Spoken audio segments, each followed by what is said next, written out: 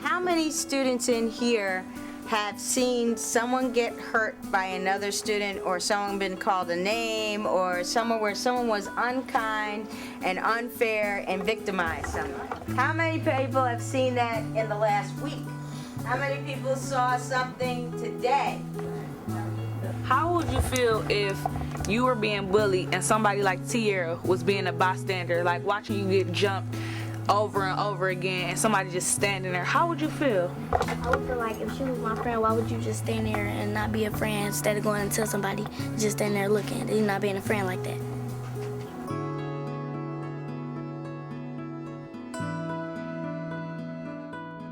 Our Not in Our School program basically is something that's universal, and it is to let everybody know that they should be an upstander. The idea to work with elementary students wasn't my idea, it was the students' idea. Anyone want to talk about why it's hard to be an upstander?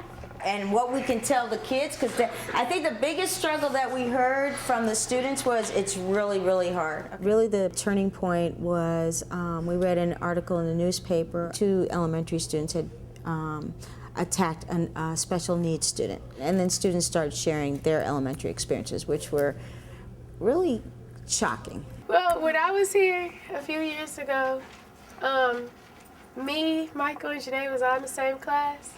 And Michael, he was my bully. We're friends now, but yeah, he was my bully. When I was in elementary school, I got bullied. You're considered a nerd, you do well in school.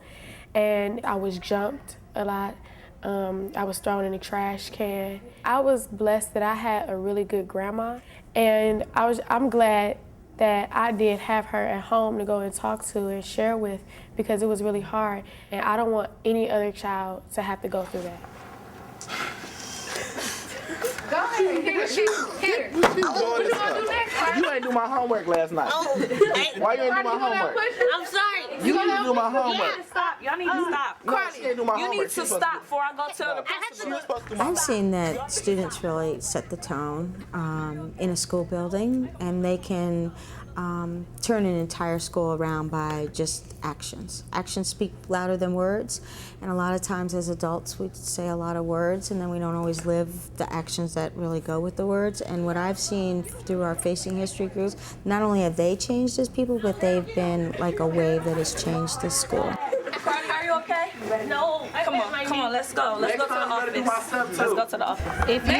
If you were me in that role play, how would you feel? I would tell my parents so they can come handle the situation at school. If it kept happening, I would have carried a weapon.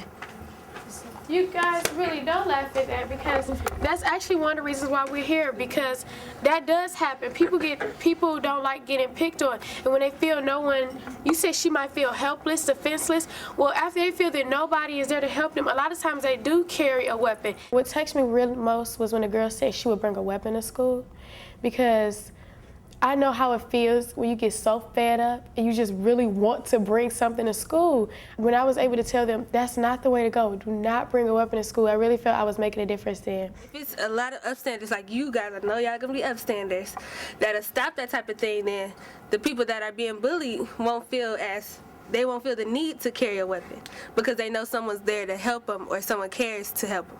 Now, I personally was a perpetrator. I used to pick on kids when I was in elementary school, when I was younger. I just want everybody to know that you can make a change. Like, people say that I'm just one person. That one person can start with something bigger. That one little thing you say, that one little thing you do could help a lot. I took more of a bystander stand and just watched and let it go on. I realized that was wrong and that I should have intervened. Who was the perpetrator? Right here. You kind of have to have the courage and the will to stand up for justice and for the right thing to do. How do you think that situation could have been different maybe if you had to intervene? But now we know what to do now, instead of going and being a bystander. Well, I don't care because I'm not in school to have friends. I'm in school to learn.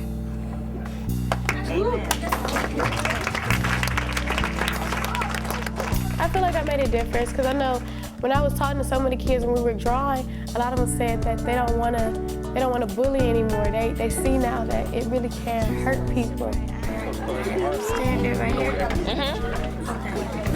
Today was really exciting to see the students in action. I remember when they were 9th graders. I remember when some of them were perpetrators and victims and bystanders, and to see how the 5th graders responded was very inspiring. Some of you may have an opportunity to live this out very soon. So it's important to be an upstander and realize that you will be a hero in someone's eyes. In fact, you can be a motivator for people who are much older than you, who want to have the courage to stand up and do what's right. People can change, and it's better to take it to your friends and family to let them know that they can be upstanders too, so we can stop the violence in our communities and in our schools.